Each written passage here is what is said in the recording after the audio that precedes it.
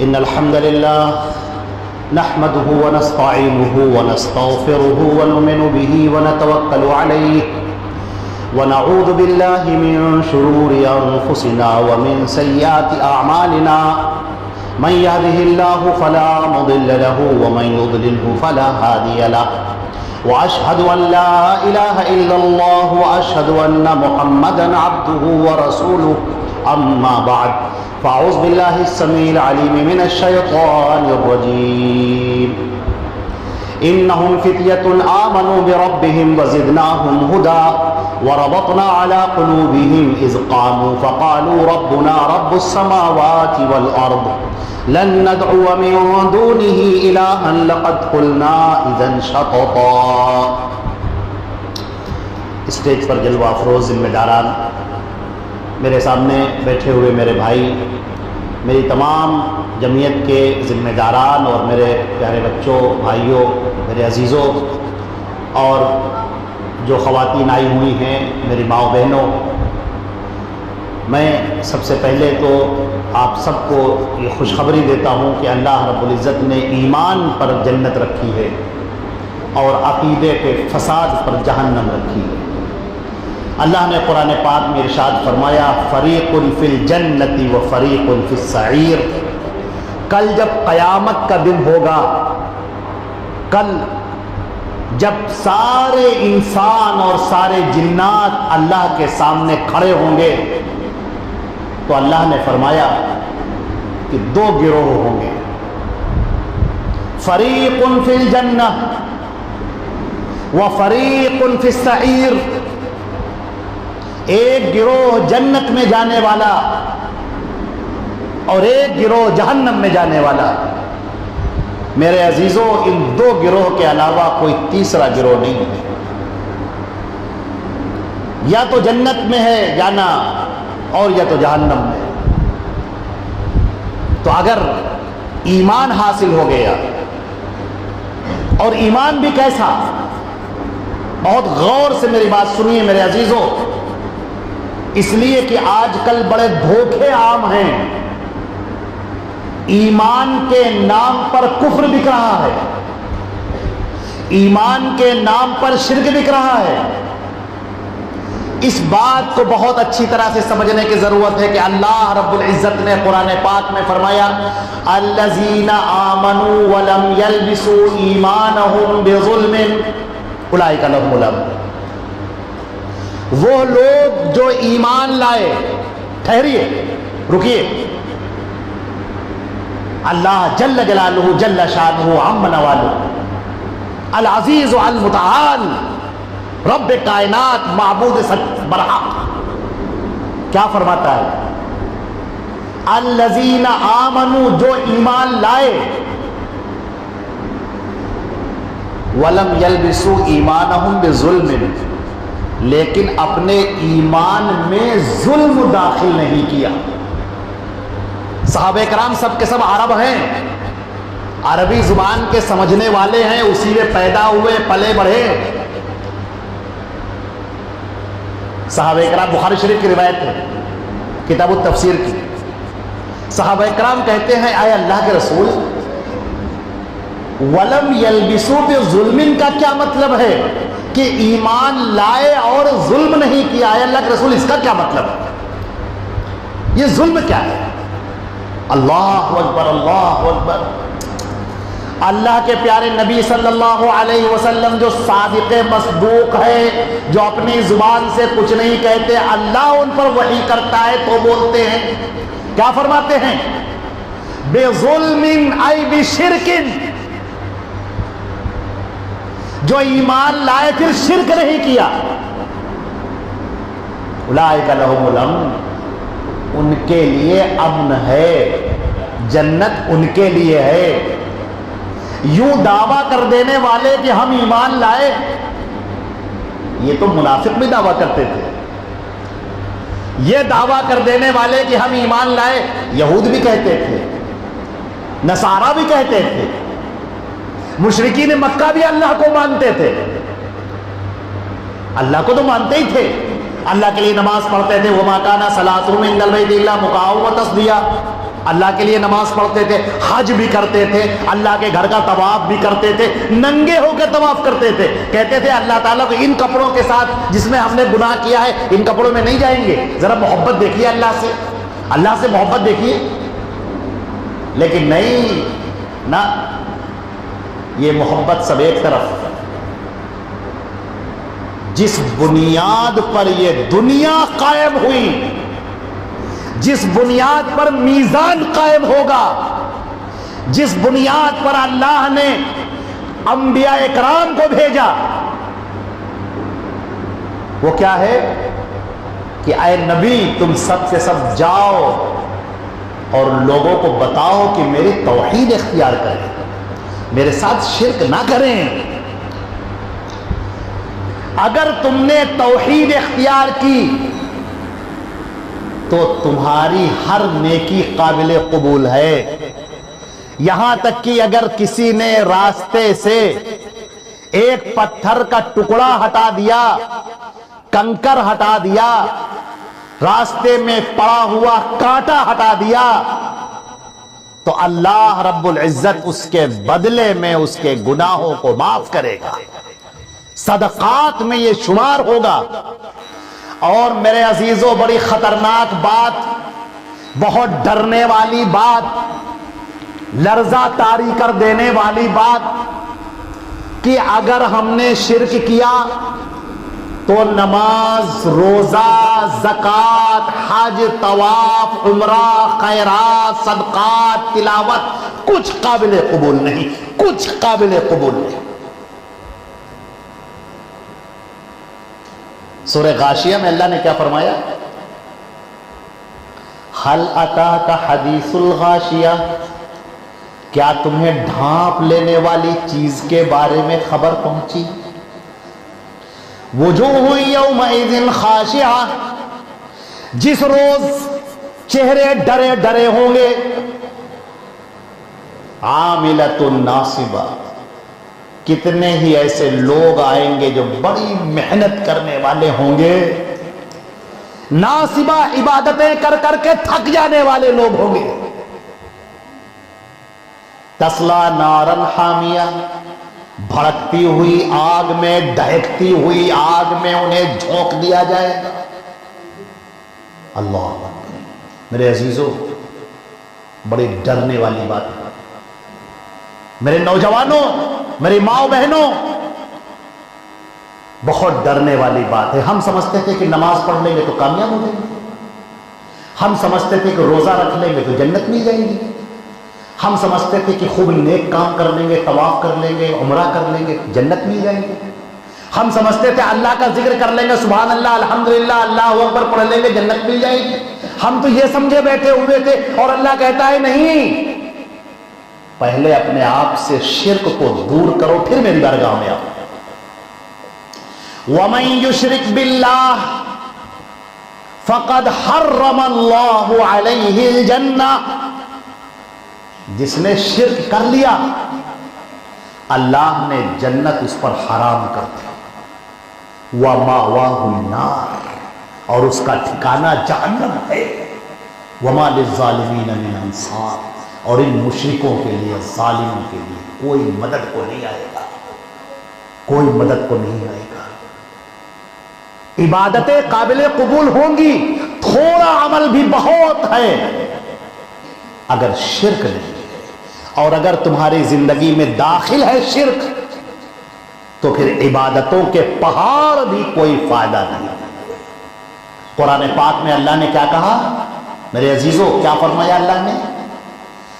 فَلَا نُقِيمُ لَهُمْ يَوْمَ الْقِيَامَةِ وَزْنًا، کل بروز قیامت جب لوگ نامہ اعمال لے کر آئیں گے، یہ نماز ہے، روزہ ہے، یہ زکوٰۃ ہے، یہ حج ہے، یہ عمرہ ہے، یہ طواف ہے، یہ صدقات ہے، یہ خیرات ہے، یہ قربانی ہے، یہ ذکر ہیں، یہ اذکار ہیں، یہ صلہ رحمی ہے، یہ دیکھیے ماں کے ساتھ اچھا سلوک، باپ کے ساتھ اچھا سلوک، غریبوں کے ساتھ اچھا سلوک، ڈھیر نیکیاں لے کر آئیں گے، اور اللہ جل جلالہ کیا فرماتا ہے؟ فَلَا نُقِيمُ لَهُمْ يَوْمَ الْقِيَامَةِ وَزْنًا، ہم ان کے نامہ اعمال کو میزان پر رکھیں گے، دوسری جگہ پر فرمایا فَجَعَلْنَاهُ حَبَاءً مَنْثُورًا، ہم ان کے نامہ اعمال کو لیں گے اور مانند خاک اڑا دیں گے۔ اے میرے عزیزو، میرے بچوں، بہت ڈرنے والی بات ہے۔ ہم سمجھتے تھے کہ دنیا کا سب سے بڑا مسئلہ یہ ہے کہ لوگ نماز پڑھنے لگے۔ ہم سمجھتے تھے دنیا کا سب سے بڑا مسئلہ یہ ہے کہ سارے لوگ متحد ہو جائیں۔ ہم سمجھتے تھے دنیا کا سب سے بڑا مسئلہ یہ ہے کہ ایک باپ اپنے بیٹے کے لیے اچھا ہو جائے، بیٹا اپنے باپ کے لیے اچھا ہو جائے، شوہر اپنی بیوی کے لیے اچھا ہو جائے، بیوی اپنے شوہر کے لیے اچھا ہو جائے، یا سارے لوگ نیک ہو جائے، لمبی داڑھی ہو جائے، سروں پہ ٹوپی ہو جائے، پیجامہ ٹخنے سے اوپر ہو جائے، لوگ قرآن کی تلاوت کرنے لگے، صدقات خیرات کرنے لگے۔ میرے عزیزو، ہم سمجھتے تھے کہ اس میں جنت رکھی ہے۔ اللہ تعالیٰ فرماتا ہے کہ یہ سب بعد کی چیزیں ہیں، اس پر تو جنت کے درجات ملتے ہیں۔ سب سے پہلے تو جنت میں داخل ہونا ہے، اور جنت میں داخل ہونے کی ضرورت اور سب سے پہلی شرط کیا ہے؟ پہلی شرط یہ ہے کہ آپ توحید پر آ جائیں۔ میں آپ کو مثال دیتا ہوں، اور آپ کو مثال دوں گا تو آپ حیرت کریں گے، آپ سوچیں گے کہ ہماری سوچ میں اور ہمارے نبی کی سوچ میں زمین آسمان کا فرق ہے۔ نبی کریم صلی اللہ علیہ وسلم کے ایک صحابی ہیں حضرت عبداللہ ابن عباس، نبی کریم صلی اللہ علیہ وسلم کے چچا کے بیٹے، چھوٹے ہیں، اللہ کے نبی کے ساتھ میں رہتے ہیں۔ دیکھیے، اللہ کے نبی کے ساتھ میں اللہ کے نبی ان کی تربیت کر رہے ہیں، ان کی پرورش کرتے ہیں۔ اچھا آپ بتائیے، آپ اگر باپ ہیں یا بڑے بھائی ہیں، آپ کا بیٹا ہے یا آپ کا بھائی ہے، آپ اسے جب سمجھائیں گے تو کیا سمجھائیں گے؟ آپ سمجھائیں گے کہ بیٹا نیک رہو، آپ کہیں گے نماز پڑھا کرو، آپ کہیں گے دیکھو اچھا بولا کرو، دیکھو گالیاں مت دیا کرو۔ یہ ساری باتیں بہت اچھی ہیں، لیکن اللہ کے نبی صلی اللہ علیہ وسلم اس ذہن کے اندر، اس دماغ کے اندر جو سب سے پہلے چیز ڈال رہے وہ کیا ہے؟ میں آپ کو روایت سناتا ہوں۔ وعن عبد الله بن عباس رضی اللہ تعالی عنہما قال، عبداللہ ابن عباس رضی اللہ تعالی عنہما فرماتے ہیں، کنت ردف النبی صلی اللہ علیہ وسلم، میں اللہ کے نبی صلی اللہ علیہ وسلم کے پیچھے بیٹھا ہوا تھا۔ اللہ کے نبی سفر کر رہے تھے، ایک اونٹنی پہ یا خچر پہ آپ بیٹھے ہوئے تھے، اور آپ کے پیچھے عبداللہ ابن عباس بیٹھے ہیں، تقریباً 9-10 سال کی ان کی عمر ہے، اللہ کے نبی صلی اللہ علیہ وسلم کے پیچھے بیٹھے ہوئے ہیں۔ اب وہ چل رہے ہیں، اللہ کے نبی کہتے ہیں یا غلام، اے بچے سن۔ وہ کہتے ہیں لبیک یا رسول اللہ، اے اللہ کے رسول لبیک۔ آپ کچھ نہیں بولے، بالکل خاموش۔ تھوڑی دور آگے چلنے کے بعد کہتے ہیں یا غلام، اے بچے سن۔ وہ کہتے ہیں لبیک یا رسول اللہ۔ اللہ کے رسول پھر چپ ہو گئے، کچھ نہیں بولے۔ پھر تھوڑی دور آگے چلے، آپ نے کہا یا غلام، اے بچے سن۔ وہ کہتے ہیں لبیک یا رسول اللہ، اے اللہ کے رسول میں تیار ہوں، بتائیے۔ اللہ، یہ 3 بار کیوں کہا؟ تاکہ ذہن بالکل متوجہ، بچے ہیں، بچوں کا ذہن ادھر ادھر بھاگتا رہتا ہے، لیکن ایک شفیق نبی جس کی حیثیت ایک بھائی کی بھی ہے، جس کی حیثیت ایک شوہر کی بھی ہے، جس کی حیثیت ایک باپ کی بھی ہے، جس کی حیثیت ایک مسلمانوں کی مصلح کی بھی ہے، امام کی بھی ہے، رسول ہے، قائد ہے، امام ہے، وہ کیسے تربیت کر رہے ہیں اس کے اوپر دھیان دینے کی ضرورت ہے سب کو۔ جو باپ ہے اس کے لیے بھی، جو ماں ہے اس کے لیے بھی، جو بھائی ہے اس کے لیے بھی، جو ذمہ دار ہے وہ اپنے مامورین کے لیے بھی، جو مسجد کا امام ہے اپنے مقتدیوں کے لیے۔ تربیت کا موقع، وہ چیز جو جڑ ہے میرے عزیزوں، جڑ، بنیاد، جب بنیاد اچھی ہوتی ہے تو عمارت اچھی ہوتی ہے۔ بنیاد اگر ڈھیلی ڈھالی کمزور ہو جائے تو عمارت شاندار بنے گی اور گر پڑے گی، دھام سے گر جائے گی، آج نہیں تو کل گر جائے گی۔ اور بنیادیں مضبوط ہوتی ہیں تو عمارت مضبوط ہوتی ہے۔ اللہ کے نبی کہتے ہیں اے بچے سن۔ وہ کہتے ہیں لبیک یا رسول اللہ، اے اللہ کے رسول میں تیار ہوں، بتائیے اب کیا کہا ہوں؟ ہمارے نبی صلی اللہ علیہ وسلم فرماتے ہیں احفظ اللہ یحفظک، احفظ اللہ تجدہ تجاہک، اذا سألت فاسأل اللہ وَإِذَا اسْتَعَنْتَ فَاسْتَعِنْ بِاللَّهِ وَاعْلَمْ أَنَّ الْأُمَّةَ لَوْ اسْتَمَعَتْ عَلَىٰ أَن يَنفَعُوكَ بِشَيْءٍ لَمْ يَنفَعُوكَ بِشَيْءٍ إِلَّا قَدْ كَتَبَهُ اللَّهُ لَكَ وَإِنِ اسْتَمَعَتْ عَلَىٰ أَن يَضُرُّوكَ بِشَيْءٍ لَمْ يَضُرُّوكَ بِشَيْءٍ إِلَّا قَدْ كَتَبَهُ اللَّهُ عَلَيْكَ رُفِعَتِ الْأَقْلَامُ وَجَفَّتِ الصُّحُفُ۔ اے میرے بیٹے سن، تو اللہ کو یاد رکھ، اللہ تیری حفاظت کرے گا۔ اس دماغ میں سب سے پہلے جو چیز جانی چاہیے، اس دل میں سب سے پہلے جو بسنا چاہیے، وہ اللہ جل جلالہ جل شانہ عم نوالہ۔ اللہ کو یاد رکھو، اللہ ہر طرح سے تمہاری حفاظت کرے گا۔ احفظ اللہ تجدہ تجاہک، اللہ کو یاد رکھ، اللہ کی مدد کو ہمیشہ اپنے سامنے پائے گا۔ میرے عزیزو، میرا جی چاہتا ہے کہ میں یہاں پر رک جاؤں ایک منٹ کے لیے، اس لیے کہ کہیں بات میرے ذہن سے نکل نہ جائے۔ اس لیے آج ہم سب لوگ کہتے ہیں اللہ کی مدد نہیں آ رہی ہے، مسلمان بہت پریشان حال ہیں۔ کہاں گیا اللہ کا لشکر؟ کہاں گیا وہ لشکر کہ اللہ کے رسول صلی اللہ علیہ وسلم کے صحابہ جب نکلتے تھے تو آسمان سے فرشتے اتر جاتے تھے ان کی مدد کے لیے؟ ہمارے لیے کیوں نہیں اترتے؟ کہاں ہے وہ لشکر؟ میرے عزیزو، وہ لشکر تو ہے، لیکن تمہارے پاس وہ ایمان نہیں۔ تمہارا ایمان شرک کے ساتھ ملا ہے، اور شرک کے ساتھ میں ملا ہوا ایمان قابل قبول نہیں ہوتا۔ جیسے کوئی بریانی کی دیگ بنائے اور آپ دیکھیں بڑی اچھی خوشبو آ رہی ہے، بڑی اچھی بریانی ہے، کیا شاندار بریانی ہے، ابھی کھایا جائے گا، مزہ آئے گا، اور آپ دیکھیں کوئی بدتمیز کھڑا ہو اور اس کے اندر پیشاب کرنے لگے، تو کیا آپ کھائیں گے؟ چاہے جتنی اچھی بریانی ہو، پھر آپ نہیں کہیں گے اس کا گوشت بڑا اچھا، اس کے چاول بڑے اچھے، اس کا مسالہ بڑا اچھا، اس کی پکائی بہت اچھی، اس کی چاول کی ملائمیت دیکھیے، بہترین چاول ہے، بہترین خوشبو ہے۔ نہیں، آپ نہیں کھائیں گے، سب اٹھا کر پھینک دیں گے، سب پھینک دیں گے۔ کیوں؟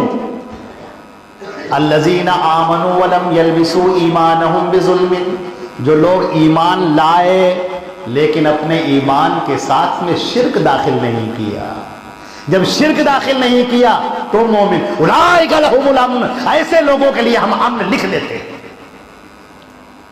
فرمایا ولا تہنوا ولا تحزنوا، تم رنجیدہ مت ہو، تم غم مت کرو، کمزور مت کرو، وانتم العالون، تم ہی بلند رہو گے، ان کنتم مؤمنین، اگر تم مومن ہو تو۔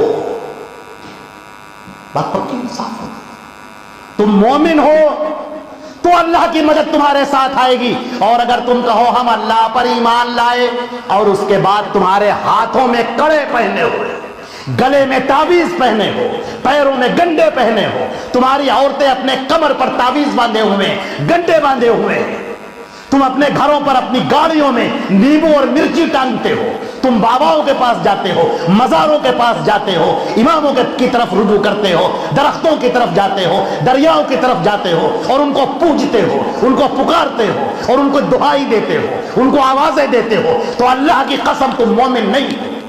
تم دنیا کے سامنے اپنے ایمان کا ڈھنڈورا پیٹو، لیکن تم مومن نہیں ہو، تم پکے منافق ہو۔ ایمان کا شائبہ باقی نہیں رہا، ایمان ہے ہی نہیں تمہارے پاس، کیونکہ اللہ کے نبی نے کہہ دیا، اور جب انہوں نے کہہ دیا تو ان کے علاوہ کسی کی بات قابل قبول ہی نہیں۔ ہمارے نبی نے جو کہہ دیا وہ صادق ہے، مصدوق ہے، سچے ہیں۔ انہوں نے کہا جو ایمان لایا اور شرک نہیں کیا تو اس کے لیے امن ہے، تمہارے لیے امن نہیں ہے، تم جھوٹے ہو۔ مکاروں کے لیے امن نہیں ہے، دھوکے بازوں کے لیے امن نہیں ہے۔ تم دھوکہ دیتے ہو اللہ کو، تم کہتے ہو ہم اللہ پر ایمان لائے، تم کہتے ہو اللہ سب سے بڑا ہے، اللہ سب کچھ کرنے والا ہے، اور اس کے بعد آوازیں دیتے ہو کسی اور کو، پکارتے ہو کسی اور کو، دعائیاں دیتے ہو کسی اور کو، فریاد کرتے ہو کسی اور سے، اور تم سمجھتے ہو کہ تمہارے لیے آسمان سے فرشتے اترے۔ یہی کیا کم ہے کہ تمہارے لیے عذاب کے فرشتے نہیں نازل ہو رہے کہ تمہاری ماریں اور تم زمین کے اندر دھس جاؤ۔ اس پر اللہ کا شکر ادا کرو کہ ہر آنے والا دن تم کو مہلت دیتا ہے کہ تم اللہ کے سامنے توبہ کرو۔ ہر آنے والا سورج یہ اعلان کرتا ہے کہ اے اللہ کے بندو آؤ، اللہ نے تمہیں زندگی دی ہے، تمہیں موقع دیا ہے کہ تم اللہ کے حضور گر جاؤ اور توبہ کرو اور گڑ گڑا کر کہو کہ اے اللہ ہم ہر قسم کے شرک سے توبہ کرتے ہیں، ہم ہر قسم کے کفر سے توبہ کرتے ہیں، ہم اس شریعت پر ایمان لاتے ہیں جو محمد مصطفیٰ صلی اللہ علیہ وسلم لے کر آئے۔ میرے عزیزوں، ہمارے پیارے نبی صلی اللہ علیہ وسلم حضرت عبداللہ ابن عباس کے ذہن میں کیا بٹھا رہے ہیں؟ آپ توحید کی جڑ پکڑنا چاہتے ہیں نا، جڑ پکڑ لیجئے میرے عزیزوں، کان کو کھول لیجئے، کھل کے سنیے بالکل اللہ کے رسول صلی اللہ علیہ وسلم کی حدیث جو توحید کی جڑ بیان کر رہے ہیں، اس لیے کہ توحید کا یہ درخت جب اوپر اٹھتا ہے تو اپنی جڑ کی بنیاد پر اٹھتا ہے، اور اگر یہ جڑ کمزور ہے تو اس توحید کے ساتھ میں پھر شرک داخل ہو جاتا ہے۔ آج بھی یہودی کہتے ہیں ہم اہل توحید ہیں اور وہ پکے مشرک ہیں، اللہ نے کہا کہ سب جہنم ہو جائے گے۔ توحید کا دعویٰ کرتے ہیں، آج بھی دعویٰ کرتے ہیں، لیکن نہیں، جڑ کیا ہے؟ میرے عزیزوں، قربان جائیے اللہ کے نبی صلی اللہ علیہ وسلم پر، اور ہم سب سے پہلے تو شکر ادا کرتے ہیں اس اللہ کا جس نے اپنے نبی کے ذریعے ہمارے سامنے کفر اور توحید کو، شرک کو سب کھول کر بیان کر دیا۔ ہمارے نبی کیا فرماتے ہیں؟ کس سے؟ عبداللہ ابن عباس سے، جن کی عمر 10 سال کی ہے، جو بچے ہیں ابھی، لیکن ذہن میں کیا پیوست ہو رہا ہے، کیسے توحید اتاری جا رہی ہے۔ میرے عزیزوں سنیے، یہ توحید جب آتی ہے نا، یہ نور ہے، یہ توحید نور ہے، روشنی ہے۔ جب یہ نور آتا ہے تو اندھیرے چھٹ جاتے ہیں۔ یہ اللہ کی رحمت ہے، جب رحمت اترتی ہے تو ساری بدبختی اور شقاوت سب دور ہو جاتی ہے۔ اللہ کے وہ فیصلے نازل ہوتے ہیں کہ انسان کا دل مضبوط ہو جاتا ہے اور خوش ہو جاتا ہے۔ وہ صبح بھی اس پر رحمت، شام کو اس پر رحمت۔ اللہ کی قسم، جب وہ اپنے بستر پر لیٹا ہوا ہوتا ہے اور سو رہا ہوتا ہے، خراٹے لے رہا ہوتا ہے، اس وقت بھی اس اہل توحید پر، اس موحد پر، اس شرک کو پھینک دینے والے پر اللہ کی رحمتیں نازل ہو رہی ہیں۔ فرشتے اس کے لیے کھڑے ہو کر دعائیں کر رہے ہیں، اس توحید کی برکت۔ اللہ کے نبی نے کیا فرمایا؟ جڑ، میرے عزیزوں جڑ دیکھیے، توحید کی جڑ دیکھیے۔ فرمایا اذا سألت فاسأل اللہ واذا استعنت فاستعن باللہ۔ اے میرے بچے، جب تجھے کچھ مانگنا ہو تو اللہ سے مانگ، اگر تجھے کچھ مدد چاہنی ہو تو اللہ سے مدد چاہ۔ وَعْلَمْ، اور یاد رکھ، ان الامت لو اجتمعت علی ان ينفعوک بشیء، اگر یہ پوری سارے لوگ، یہ پوری کائنات، سارے انسان، سارے جنات سب مل کر اگر چاہیں کہ تجھے کچھ فائدہ پہنچا دے، لم ينفعوک بشیء الا قد كتبه اللہ لک، تو تجھے فائدہ نہیں پہنچا سکتے، کوئی فائدہ نہیں پہنچا سکتا سوائے یہ کہ میں نے لکھ دیا ہو، میں چاہوں تو فائدہ ملے گا۔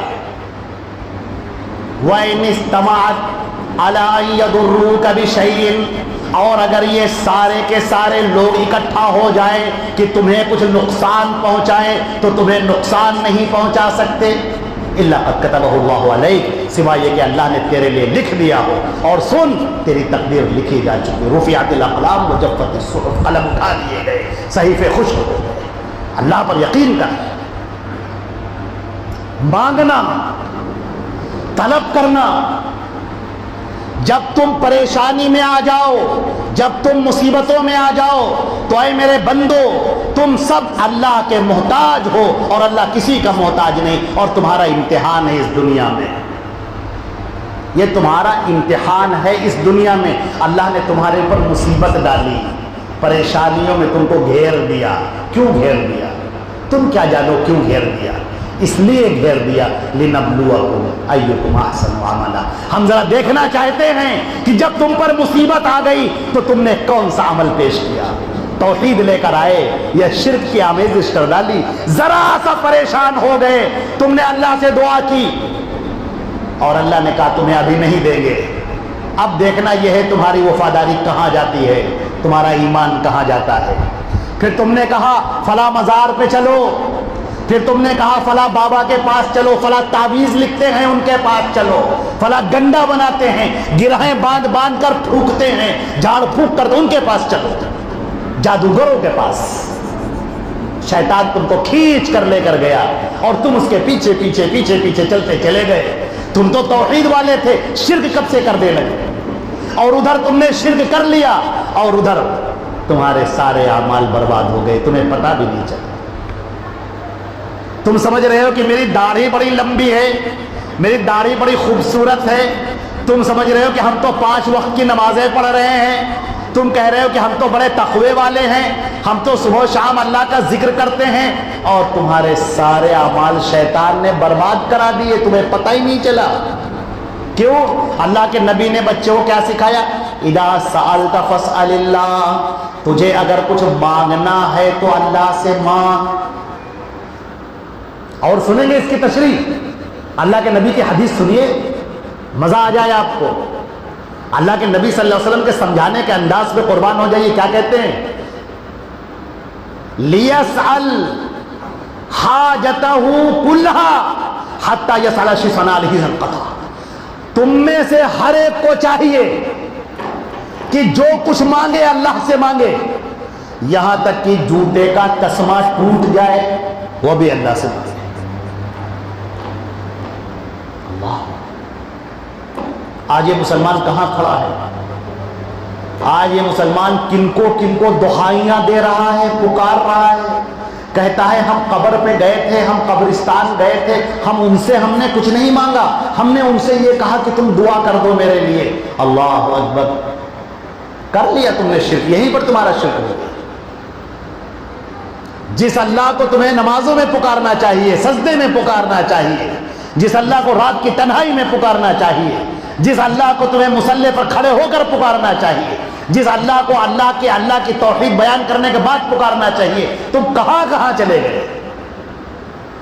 یہ سب شیطان کے دھوکے ہیں میرے عزیزوں۔ تو سب سے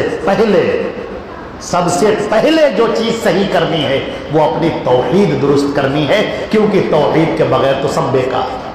میں ابھی آپ سے کہوں گا کہ سنیے،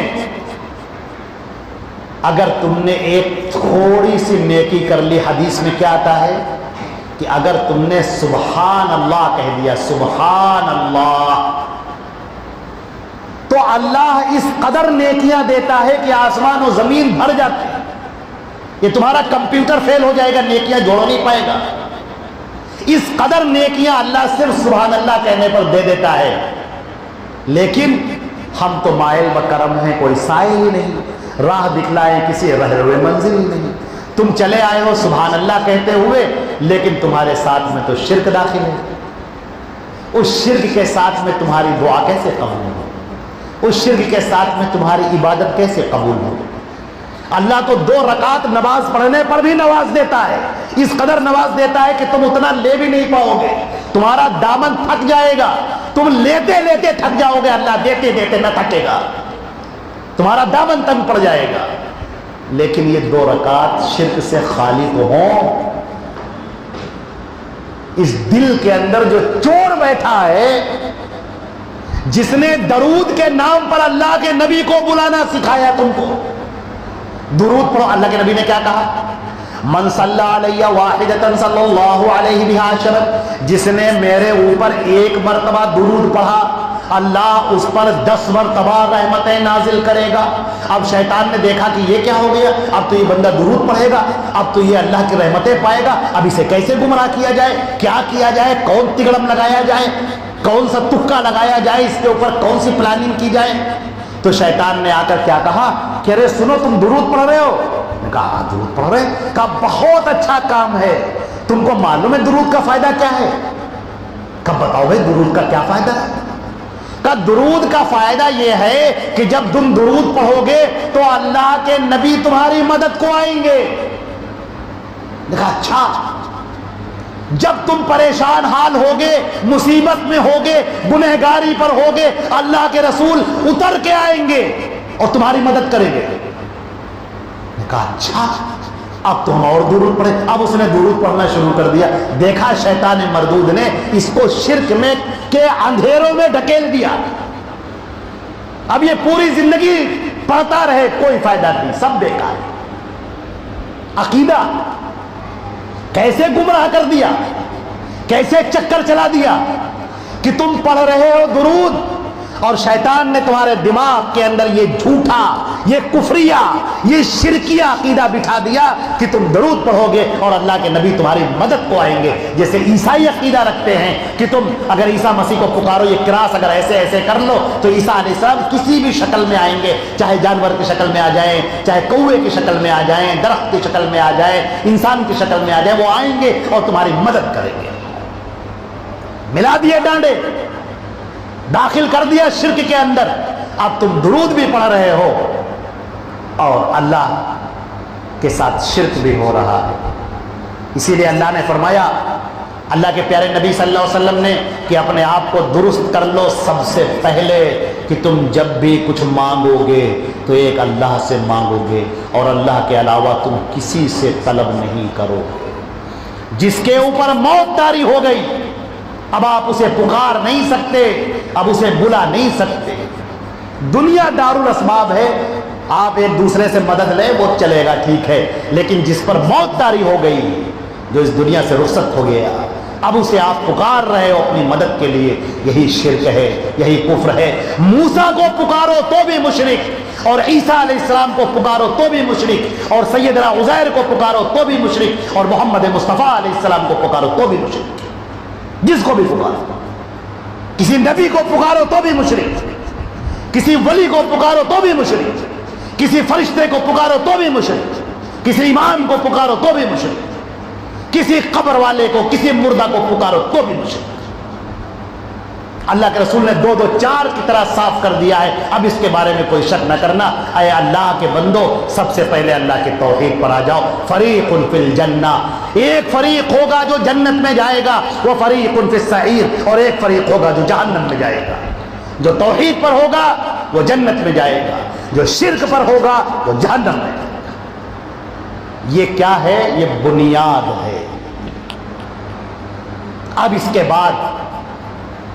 کے بعد آپ نیکیاں جو بھی کریں گے سب قابل قبول ہیں۔ آپ توحید پر آ گئے، توحید کو آپ نے اختیار کر لیا، اب جو نیکیاں آپ کریں گے سب قابل قبول ہیں۔ ایک مرتبہ اگر آپ نے لا الہ الا اللہ کہہ دیا تو کیا ثواب، آپ کو حدیث سناتے ہیں۔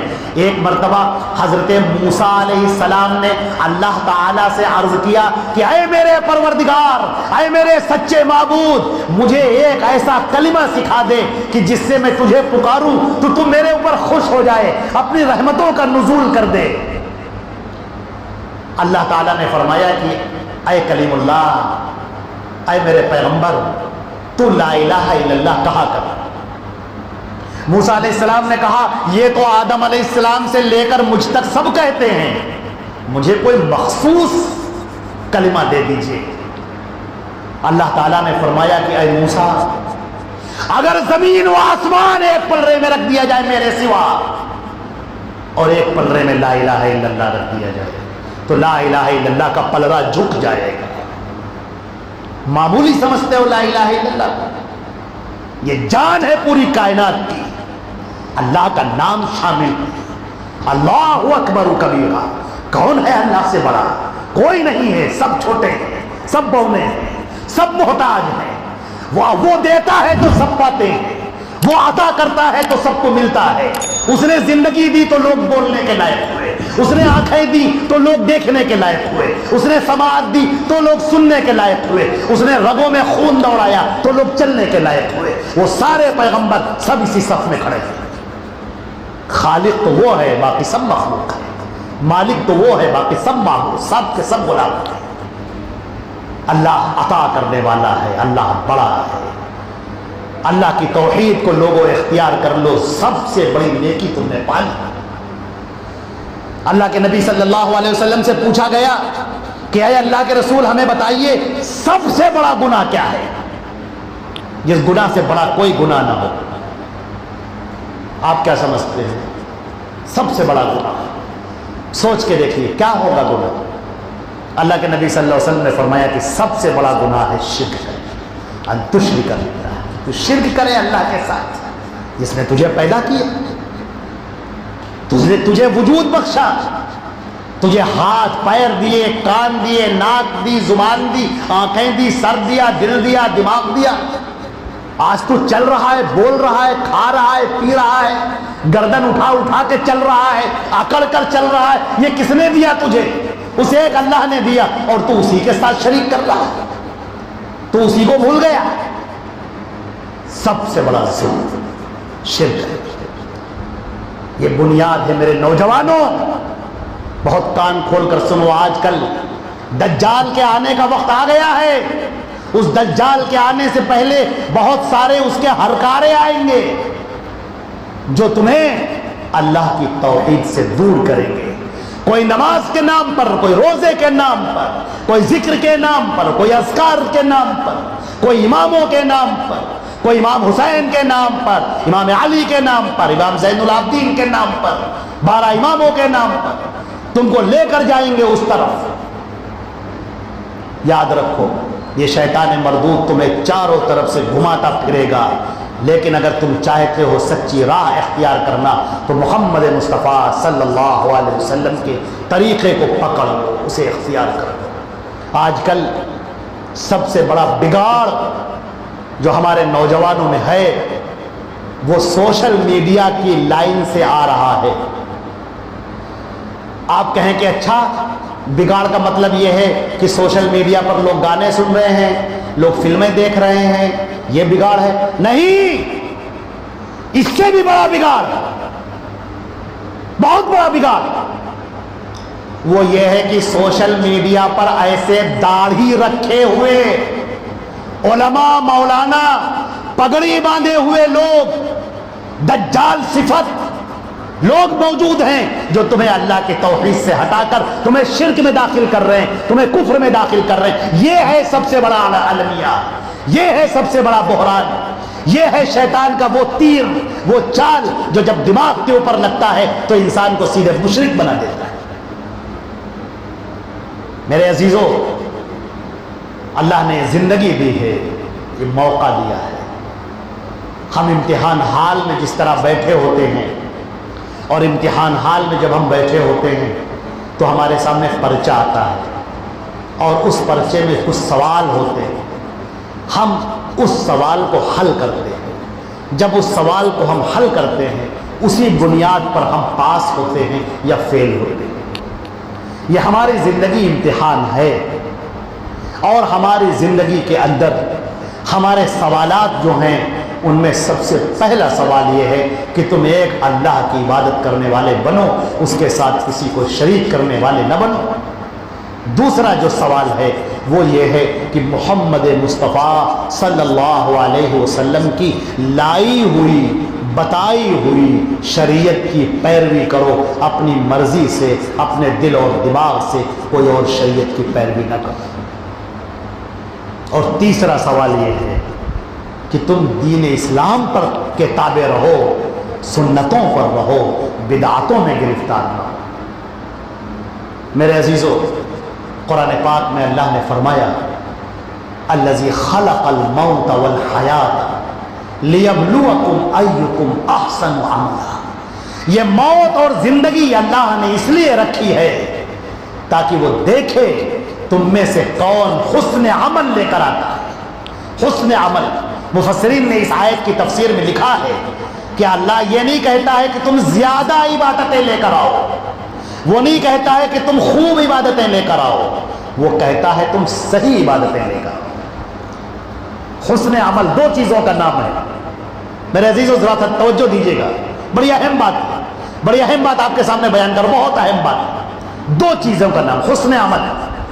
حسن عمل اللہ میزان پر رکھے گا، حسن عمل تولا جائے گا، حسن عمل کی بنیاد پر اللہ جنت عطا کرے گا، حسن عمل کی بنیاد پر جنت الفردوس ملے گی، حسن عمل کی بنیاد پر قبر کے سوالات میں آپ کو آرام ملے گا، برزخ کی زندگی میں سکون ملے گا، میدان محشر میں سکون ملے گا، اللہ کے عرش کے سائے میں آپ ہوں گے، جنت الفردوس کے مکین ہوں گے، جہنم سے خلاصی مل جائے گی حسن عمل کی بنیاد پر۔ حسن عمل کیا ہے؟ نیکیاں کیا ہیں؟ عبادتیں کیا ہیں؟ دو چیزوں کا نام ہے میرے عزیزوں، دو چیزوں کا نام ہے۔ پہلی چیز، جو عبادت آپ کر رہے ہیں وہ اللہ کے رسول سیدنا محمد مصطفیٰ صلی اللہ علیہ وسلم کے بتائے ہوئے طریقے کے مطابق ہو، اپنی مرضی سے نہ ہو۔ قرآن پاک نے کہا افرأیت من اتخذ الہہ ہوا، اے نبی تم نے دیکھا نہیں ان لوگوں کو جنہوں نے اپنے دل کو اپنا معبود بنا رکھا ہے۔ وہ کہتے ہیں میرا دل کہتا ہے یہ کرنا چاہیے، اس میں حرجہ کیا ہے، اس میں برائی کیا ہے، اس کو کر لیا جائے۔ نہیں، محمد مصطفیٰ صلی اللہ علیہ وسلم الفارق الفاصل، وہ فارق ہیں، فاصل ہیں، وہی کفر اور ایمان کے بیچ میں فاصلہ ہے، وہی حق بتانے والے ہیں، وہی ہمارے امام ہیں، وہ جو بتائیں گے وہ سچ ہوگا، اس کے علاوہ سب باطل ہوگا۔ لہذا تم جو عبادت کرنے چلو پہلے دیکھ لو کہ اللہ کے نبی نے کیا بتایا ہے، صحیح حدیثوں میں کیا آیا ہے، اللہ کے نبی صلی اللہ علیہ وسلم نے کیا بتایا، صحابہ کرام نے کیسے عمل کیا، بس اس کو دانتوں تلے مضبوطی سے پکڑے رہو۔ یہ ہے پہلی چیز، جو بھی عمل کرو وہ اللہ کے نبی کے بتائے ہوئے طریقے کے مطابق ہو۔ اسی کو سنت کہتے ہیں، یہی شریعت، اسی کو دین کہتے ہیں، اسی کو حسن عمل کہتے ہیں۔ حسن عمل کی دوسری شرط، تم جو بھی کر رہے ہو اللہ کے لیے کرو، اس میں شرک کو داخل مت کرو، ریاکاری مت کرو، دکھاوے کے لیے مت کرو۔ اللہ فرماتا ہے انا اغنی الشرکاء، یعنی شرک، میں سارے شریکوں سے زیادہ شرک سے بے نیاز ہوں۔ کسی نے کوئی عمل کیا اور اس کے ساتھ میں اشرک فیہ معی غیری، اس کے ساتھ میں میرے ساتھ کسی دوسرے کو ملا دیا، ترکتہ وشرکہ، میں چھوڑ دیتا ہوں اس کو، اس کے عمل کو، مجھے نہیں چاہیے ایسا عمل۔ اللہ کے لیے سجدہ کیا، گئے مزار پہ سجدہ کر رہے ہیں۔ ادھر اللہ سے کہا ہے اللہ مجھے بیٹا بیٹی دے دے، جو بھی مانگنا ہے مانگا، ادھر گئے آپ کسی قبر پہ، وہاں جا کر مانگا ہے، کسی درخت کے پاس مانگا ہے، کسی جادوگر کے پاس گئے تعویذ لکھوا کے چلے آئے۔ اللہ تعالیٰ فرماتا ہے لے جاؤ اپنی عبادتیں، مجھے یہ عبادتیں نہیں چاہیے۔ تو حسن عمل میرے بچوں، میرے عزیزوں، میری ماؤں بہنوں، دو چیزوں کا نام ہے، ایک اللہ کے رسول کے بتائے ہوئے طریقے کے مطابق، اپنی مرضی سے نہ ہو، اپنی مرضی سے۔ کفار مکہ نے کیا کیا تھا؟ کفار مکہ نے کہا کہ یہ کپڑے پہن کر ہم طواف کرتے ہیں، اللہ کیسے خوش ہوگا، اللہ کو خوش کرنا ہے تو ان کپڑوں کو اتار دو، ننگے ہو کر خانہ کعبہ کا طواف کرنے لگے، یہ سوچ کر کہ اللہ راضی ہو جائے گا۔ اللہ فرماتا ہے ہم اس باتوں سے راضی نہیں ہوتے، تم اپنی مرضی سے عبادت نہ کرو، میرے بتائے ہوئے طریقے کے مطابق کرو۔ اللہ نے اپنا رسول بھیج دیا اور کہا لقد من اللہ علی المؤمنین، اللہ نے مومنین پر احسان کیا ہے، یہ تمہارے اوپر اللہ کا احسان ہے، یہ اللہ کی نعمت ہے تمہارے اوپر۔ محمد مصطفیٰ اللہ کی نعمت ہے، محمد مصطفیٰ صلی اللہ علیہ وسلم اللہ کا انعام ہے ہمارے لیے کہ اللہ نے بتا دیا کہ یہ ہمارا نبی ہے۔ وَمَن يُطِعِ الرَّسُولَ فَقَدْ أَطَاعَ اللَّهَ، جس نے رسول کی اطاعت کر لی اس نے اللہ کی اطاعت کر لی۔ تم کامیابی چاہتے ہو، محمد مصطفیٰ کی پیروی کرو، ہم خوش ہو جائیں گے، تمہارے عمل کو قبول کر لیں گے۔ اللہ کے حکم کے مطابق ہو، اور دوسری بات صرف اللہ کے لیے ہو، اس کے ساتھ میں کوئی شریک نہ ہو۔ میرے عزیزوں، یہ چند باتیں تھیں جو میرے ذہن میں آئی اور میں نے چاہا کہ آپ کے سامنے یہ اس وقت کا سب سے ضروری مدعا ہے، سب سے اہم بات ہے۔ لوگ سمجھتے ہیں مکان بن جائے، پراپرٹی ہو جائے، اچھی شادی بیاہ ہو جائے، یہ سب ہمارے مسائل ہیں۔ ہمارے مسائل یہ نہیں ہیں، ہمارے مسائل یہ ہیں کہ توحید درست ہو جائے، سب درست ہو جائے گا، سب صحیح ہو جائے گا۔ اور اگر توحید درست نہیں ہوگی تو اللہ کا عذاب آتا رہے گا، اللہ کے یہ کوڑے ہم پر پڑتے رہیں گے۔ میں اپنی باتوں کو انہی باتوں پر ختم کرتا ہوں. اللہ تعالی ہمیں اور آپ کو عمل کرنے کی توفیق عطا فرمائے, توحید کو سمجھنے کی توفیق عطا فرمائے, شرک سے دور رہنے کی توفیق عطا فرمائے. سیدنا محمد مصطفیٰ سید الانبیاء والمرسلین کے طریقے پر چلنے کی توفیق عطا فرمائے اور اخلاص عطا فرمائے. وآخر دعوانا الحمدللہ رب العالمین, والسلام علیکم ورحمۃ اللہ وبرکاتہ.